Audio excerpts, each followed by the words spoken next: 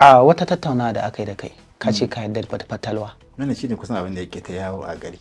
Yawwa. Ka taɓa haɗuwa da ita? Akwai fatalwa, fatalwa gaskiya ne, sai dai duk wanda ba shi da ilimin wani abin da bai sani ba to kada ya jahilci abu. Shi komai na duniya ai ilimi ne.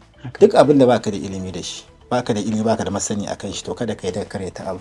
Duk wanda yake aiki a mutuwari, in ya taɓa yin aiki a mutuwari to shi zai san me nake nufi. Amma kada mu taɓa aiki ba aka sani ba.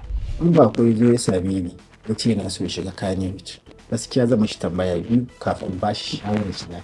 Shin acting zai yi ko aikin bayan fage? In ya zabi aikin bayan fage to zan ba shi shawara, amma in ya zabi acting ba zan ba shi shawara saboda kaga ni ban san wani abin da ya shafi acting ni ban sani ba, amma na bayan fage na sani. Amma akwai mistake da muke a Kannywood. Shi ne raina mutum idan ya shigo harka.